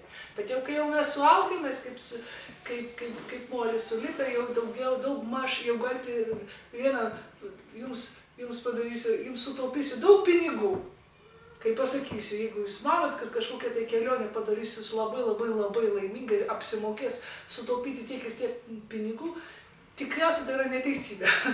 Nes laimė nebus tokia didelė, kaip jūs įsivaizduojate. Ir taip pat kataklizmai, kai mes galvom, kataklizmai bus ateityje, iš tikrųjų netaip baisu būna, kaip iš tikrųjų mes įsivaizduojame. Tai sugrįšiu, kaip mes, ką mūsų vaikai darys, kai jeigu mes tenais būsim visiškai izoliuoti, ten būsim gamtos ryšyje ir kaip Anastasija gyvensim tenais su pienėm ir su žovytėm, mes įsivaizduojame, kad viskas, jau jie negalės eiti ateityje į tą pasaulį. Mes nieko nežinom apie tai, mes iš viso apie ateitį nelabai gerai nutuokiam. Yra futurologai, aš su jais irgi dirbu ir žinau, kokias jų prognozės yra, matematiniai kažkokie tai yra, tikrai yra formulės labai įdomios ir galima prognozuoti labai daug įdomių įvykių, bet kad tau kažkas įvyks ir būtent kaip tai tavo vaikas pasielgs, labai sunku tą numatyti. Geriausia yra daryti taip.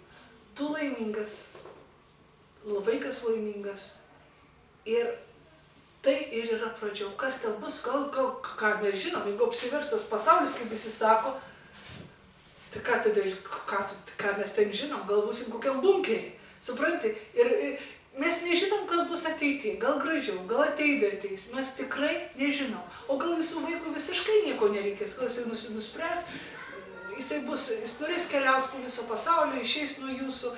Žodžiu, sunku suvokti, ar iš tikrųjų ką mes darom su vaikais, tiksliai bus taip, kaip mes norim. Tai tikrai pasakysiu, bent 50% ne taip bus, kaip mes įsivaizduojam. Ir reikia vėlgi turėti savo tą medicinos krepšelį, protiškai pasiruošti, kad tikrai taip visiškai nebus, kaip mes norim. Bet suteikime savo vaikam, jų draugam, savo vyrui, savo žmonai, savo artimiesiems, savo pažįstamiem, bent impresiją, bent tokį įspūdį, kad ne įspūdį, bet natūraliai įspūdį, kad darom, ką mes norim. Laimės ieškom, neieškoti laimę, o tiesiog būvyje tame būti. O kas bus vėliau laimė, tikrai, tavo vardas laimė. Iš tikrųjų labai sunku numatyti. Nes kai aš pakalbu su žmonėmis, kurie išauginę savo vaikus, Vieni net verkė, kaip aš galėjau tą sugalvoti, aš viską daviau, ir išėjo, išvažiavo, dabar vieną kartą per 2 metus paskambina. O kiti sako, žiūrėk, koksai buvo žiaurus gyvenimas, o žiūrėk, jisai mane ir prižiūri, ir niekur neina, niekur, viską metė, tik su manim. Ir sunku suvokti, kaip, bet principas tą, kuris šiek tiek pažymėjau, tas yra labai svarbus. Ir kodėl aš pasimokiau iš to, aš žiūrėjau, tyrinėjau antropologinius duomenis, kas, kaip, kodėl, kaip mūsų laimė vystosi, kokia mūsų prognozė į ateitį. Ir vis dėlto tas labai svarbu, kuo mes esame laimingesni, kuo mes turim artimesnį ryšį su vaikais, tuo jų prisiminimai bus geresni apie jūs. Ir vėliau anksčiau jie kažkaip sugrįš ir norės būti artimiau prie jūsų. Gal jie paliks jūs 10 metų. Sprogs, revoliucija išeis, bet jie sugrįš. Ypatingai po 30 metų, būtent mūsų priekinė smegenų dalis auga kaip po 30 metų. Tai aš sakau, dėl to kitose šalyse, kol tu 30 metų nesi negali būti prezidentu. Gal dėl to, bet iš tikrųjų mes labai lėtai vystomės. Ir nutuokti, kas tenais, kaip tenais, tu gali būti paskutinis narkomanas, kažkoks tai alkoholikas. Jau viskas, jau nurašė savo tėvus, išėjo su savo šaika, kaip sakant, gyventi ir staiga, nežinom, kad už 15 metų jis pasidaro kažko tai įžymus, kažkas padarė ypatingą kažkokį tai nusprendė pasikeisti savo gyvenimą, surado kitą žmogų, perėjo, pervirškino, kaip per mėsmalę visą tas gyvenimas išsivėgiojo ir staiga jisai jau stebuklus daro pasauliniu mastu. Labai sunku suvokti. Aš pasakysiu, buvo mano klasėje tokios 2 merginos. Mes jas vadinom mušeikas. Ir aš buvau pati žemiausia ir jos, kliūdavo mano, tikrai kliūdavo, muštis nemėgdavo, tai tikrai kliūdavo, nes aš tikrai buvau labai žemo ūgio. Ir dar likau. Bet pamanytumėt, kad jos kažkokios tai bus agresyvesnė. Viena geriausia mamytė buvo 18 metų, turėjo savo vaikutį, mylėjo, čiučkino iš savo meilės, gražu buvo žiūrėti. Kita pasidarė daktarė ir mylėjo savo pacientus. O tas periodas, tas to agresyvumo, nežinoma, kur kliūti ir ką, išsinarplė ir pasidarė visiškai kitos gyvenimas. Žodžiu, labai sunku žinoti, kas bus vėliau. Aš sutikau keletą žmonių iš savo praeities, kur nemačiau senai. Ir jau tikrai pagal viską, tikrai kažkas bus fantastiško. Pamatau, jie visiškai nelaimingi. Ir jūs turite daug pavyzdžių kiekvienas, kad labai sunku tikrai numatyti ateitį. Bet jeigu mes logiškai pritaikysim, kad gyvenkime laimingai šiandieną, ir viską padarykime, kad kuo daugiau laiko būtume vienas su kitu. Nes tikrai tas yra, kas labiausiai mums ir reiškia. Laikas. Be laiko tu negali būti draugas. Be laiko tu negali būti geras mokytojas. Be laiko iš viso moteris ir vyras, koks bendravimas. Jeigu jie tai jau nebe vyras ir moteris, jie jau kažkaip yra kaip svetimi pasidaro. Tas pats ir su tėvais, ir su vaikais, santykiais ir taip toliau.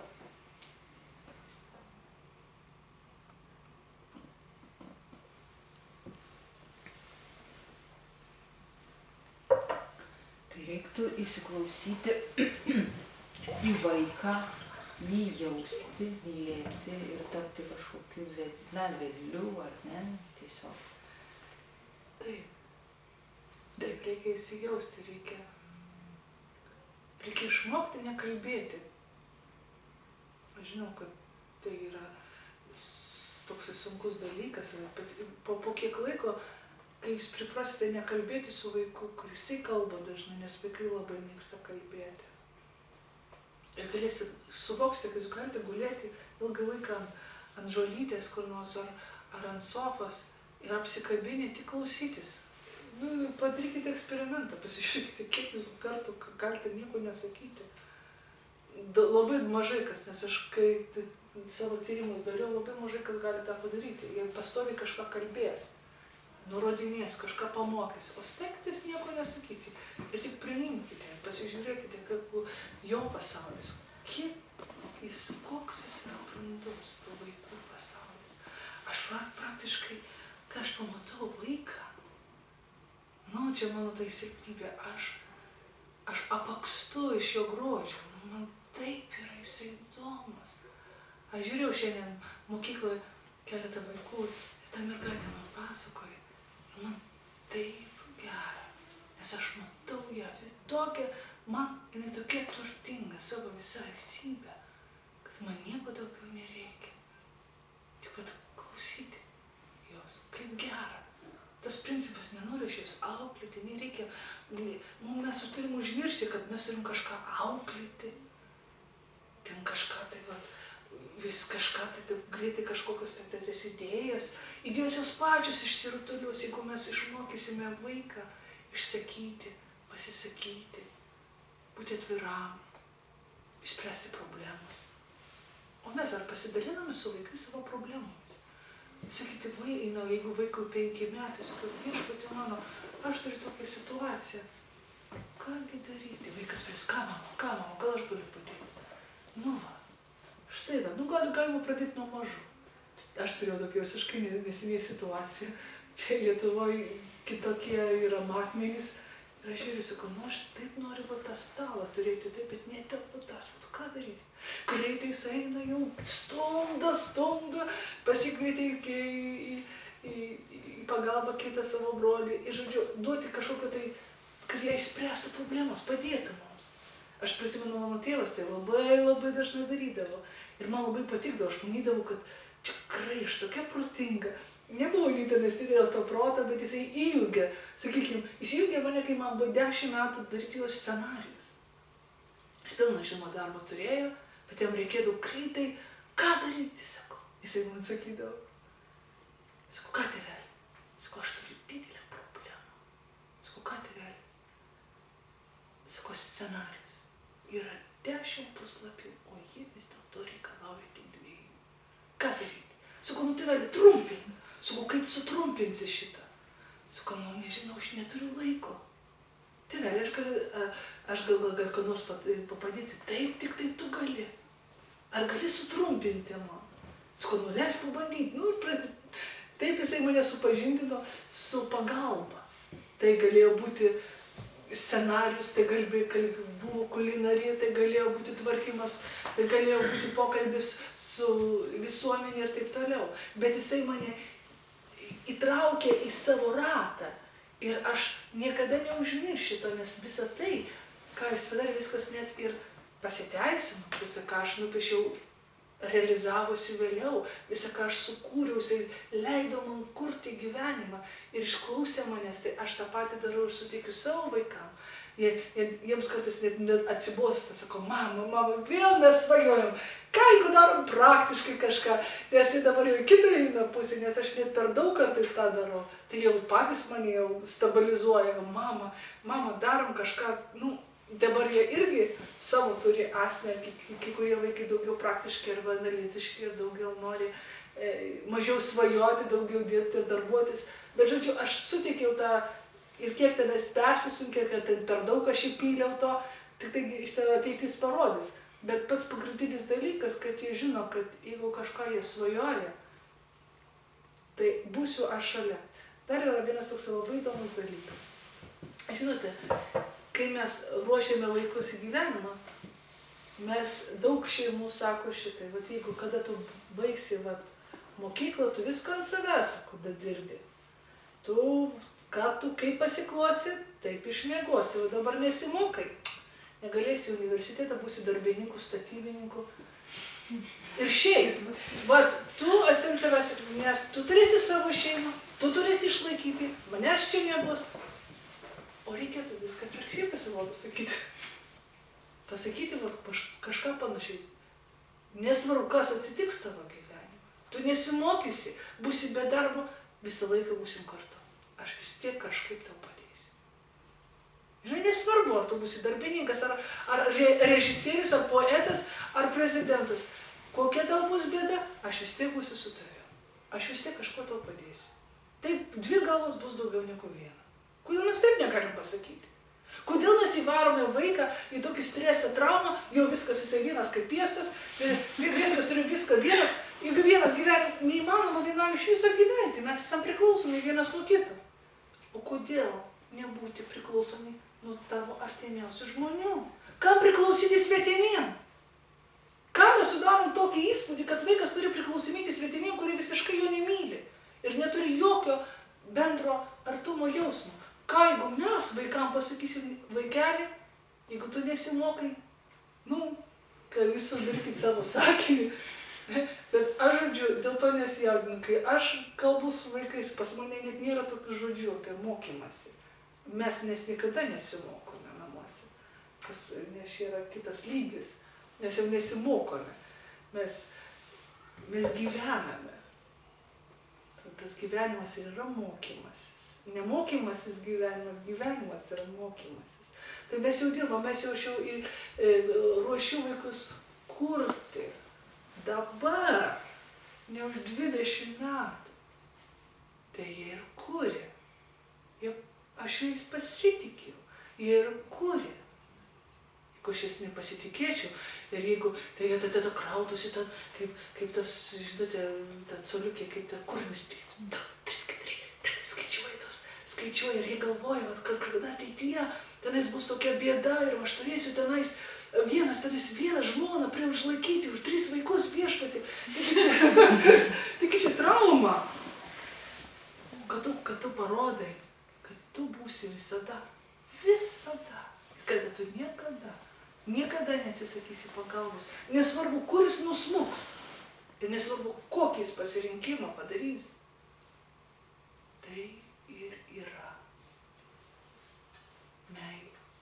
Tai ir yra kūryba. Tai ir yra išmintis. Nuo to jis pradeda kurti. Jis nebijo, jis nekuria pinigam. Jis nekuria, kad būtų įžymybė. Jis dabar kūrė dėl to, kad jis negali nekurti, dėl to, kad kūryba va šičia viskas verda. Ir taip gera jam, jisai kūrė savo, mamai, tėvui, visiems. Visi vaikučiai, kai pamatysite, atsiveskime vaikutį. Ir kiekvienas, mama, pažiūrėk, ką aš darau. Pažiūrėk, kaip aš moku. Kiekvienas nori save parodyti. Tai ne egoizmas. Egoizmas atsitinka, kada mes visiškai mums nerūpi jisai. Jeigu neturim laiko pažiūrėti, pasakykim vaikų, viešpatį, kaip norėčiau pasižiūrėti, visiškai laiko neturiu.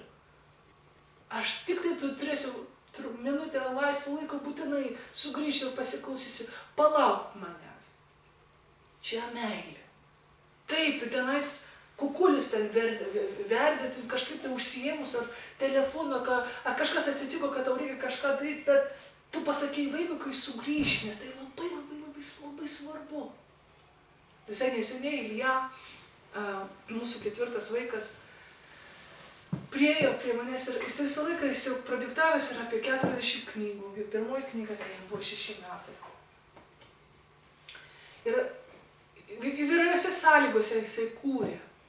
Bet mane labiausiai įdomu ir buvo kūrė, kai jis užmigdavo. Kūrdavo, kai jisai visiškai logiškai pagal užsakymą, sakysi, sukurk apie sieną, sukurdavo apie sieną ir taip toliau. Bet daugiausiai jisai kurdavo spontaniškai, žaisdamas šachmatais, piešdamas, darydamas kažkokius veiksnius ar kažką tai lipdydamas. Bet vieną kartą, net ir, kaip sakėte, darom klaidą, žinoma, darom. Na, dabar turiu labai svarbu pokalbį, jis ateina. Ir kažkas tai netvarko, nes aš žinau, kad jis taip nedarytų. Jis taip veržėsi, jis sako, mama, užrašyk mano mintis. Aš sakau, palauk, turiu pabaigti. Ir jisai kokie 10 minučių vartėsi, bet tai buvo nelabai, buvo keistas tas toksai judrumas, jisai niekada taip nebūdavo iki tokio laipsnio.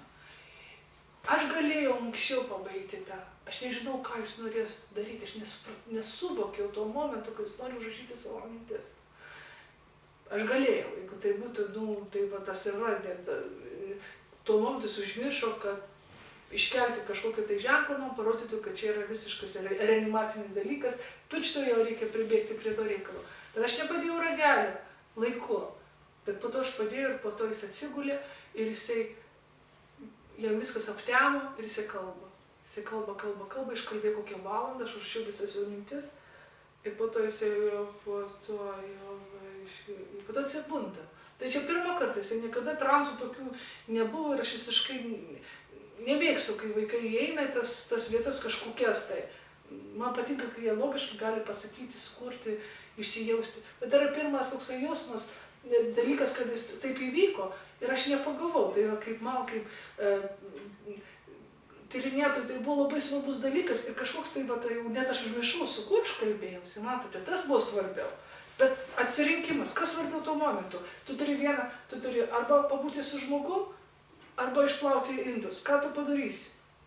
Vieną kartą ateina žmonės pas mus į galeriją, o ten buvo, pas mus buvo betvarkė tuo momentu namuose.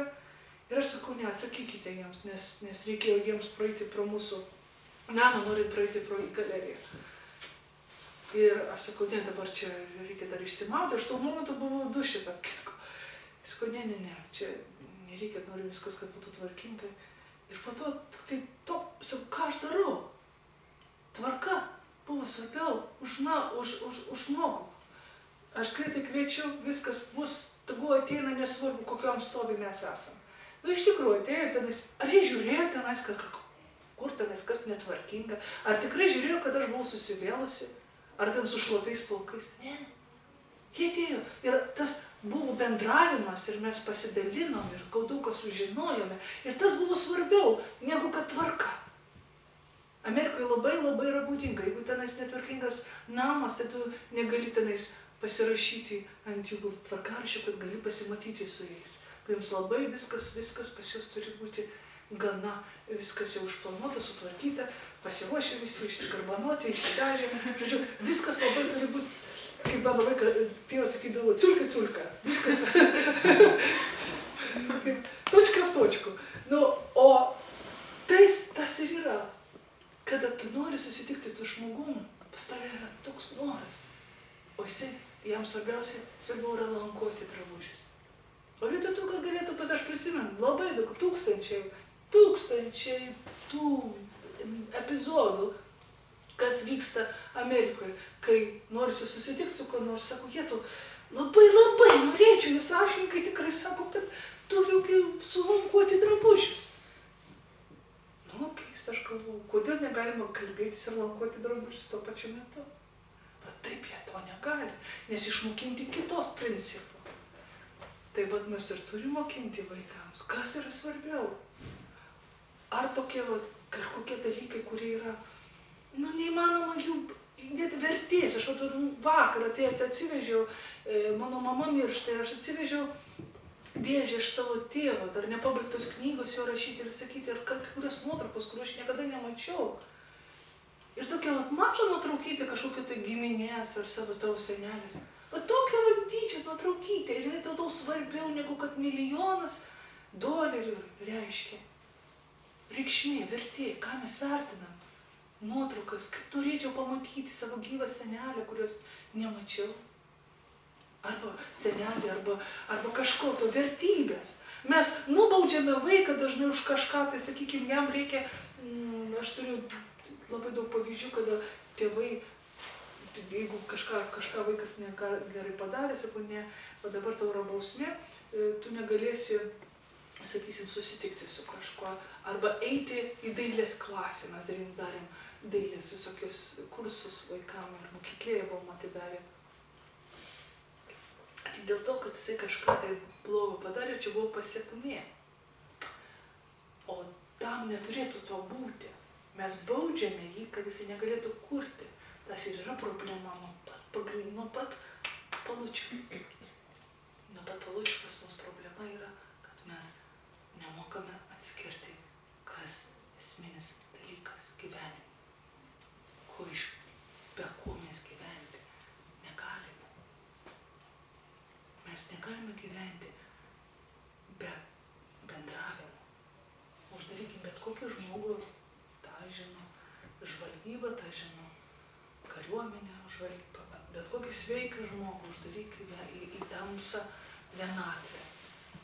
Ir jisai žus, protiškai žus. Prireiks tai kokių 3, 4, 5 dienų ir viskas. jau smegenys atsišriubuos. Mums reikia bendrauti. Mums reikia bendrauti vos ne kiekvieną dieną su kažkuo. O tie, kurie daugiau ekstravertai, dar labiau. Net ir autistiškai vaikai. Vienas mano pačių įdomiausių žmonių, kuris parašė Sunrising, jis turėjo berniuką, kuris susirgo autizmu, tikriausiai po vakcinacijos, po imunizacijos. Nes taiga, 2 metų jisai visiškai gražuolis, karbonuotas juodais plaukais, Kaufman. Susirga autizmu. Ir nepasidavė jisai, mylėjo jį 24 valandas, net pasamdė tam visą komandą, kad kažkas jį pabūtų, pažiūrėtų, jisai visiškai buvo 100% atsisukęs nuo pasaulio.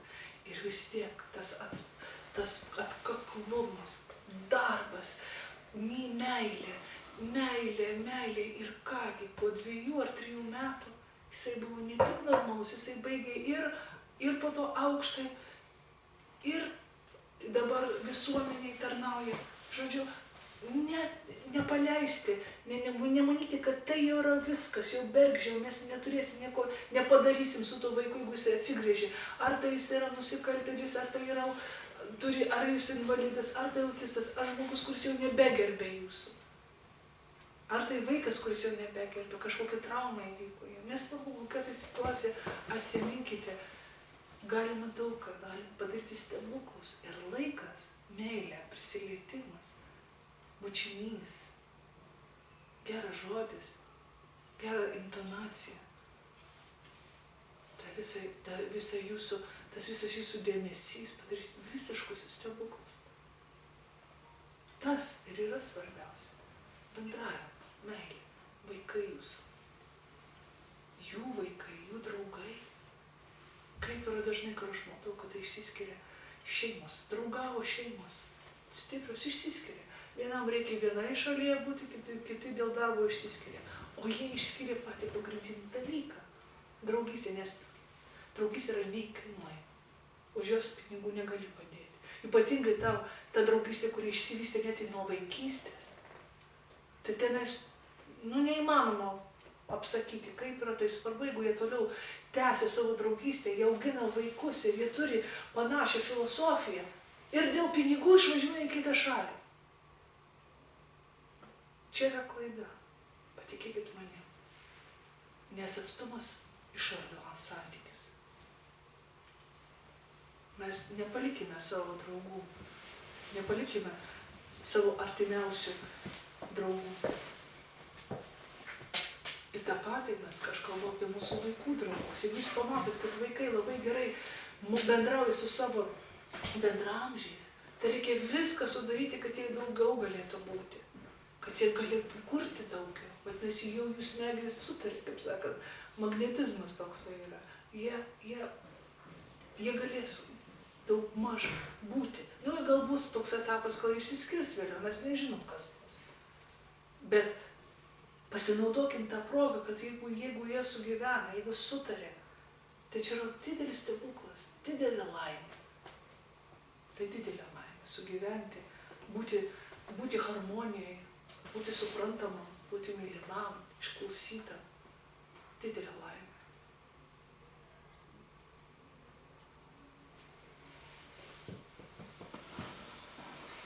Man labai liūdnai ir aišku, kad mūsų laikas tikrai tenka.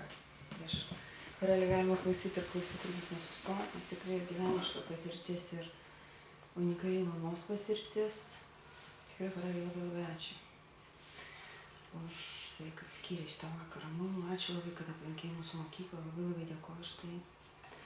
Man labai liūdna, bet aš žinau, kad laukia tik keli vaikeliai, kuriam tikrai yra matyti pasilgę. Va tos minutės, kurias mes kaip tik ir galim dabar savo vaikam. Tai aš tikrai labai tikiuosi, kad mes galbūt bendrausim su draugystė, pratęsim ir toliau, nes Foreliui smagu, kad pasiryžo grįžti į Lietuvą ir tikrai palikti tą išsvajotą šalį Ameriką daugeliui. Vis tiek ten ir vaikai gimė, ir grįžti į gimtinę, tėvynę. Tai labai džiaugsimės ir labai noriu padėkoti. Ir avansu norėčiau tiesiog sakyti, kad aš viliuosi, manau, kad ir mums visiems patiktų mūsų pažintį pratęsti. Ačiū. Tikrai taip. Būtų labai smagu. Tikrai labai smagu. Aš labai atsiprašau, kad ant labai gražios natos, tikrai tokiam labai gražiam emociniam pakilime, mums tenka kažkaip šitą vakarą, va, taip tokį kaip video kokie juostė, žinai, spastas stop mygtuką, užlaikant vyksmą ir tikintis, kad toliau viskas vėl rydės. Bet čia tik dėl to, ne dėl to, kad mes galbūt nenorėtum bendrauti, bet mūsų laukia vaikiukai. Ir vaikiukai, kurie yra pasiilgę tėčių mamų ir vat, gaila mūsų, va tas ir yra tas iš išorės bėgantis gyvenimas, jis mums irgi dabar va taip, kaip nebūtų gaila, mes vėl truputėlį turim įsiklausyti į jį. Nes ir to darbas, ir miegas ir visa kita. Farali, dar kartą visi sako ačiū. Ačiū už šitą vakarą. Ir Ačiū, kad mane pakvietėte. tikrai labai Ačiū, tikimės, kad domitės. Ačiū, kad judėsim tolyn. Ir manau, kad šitam stipriai tikrai mūsų bus daugiau. Ačiū. Labai dėkui. Ačiū.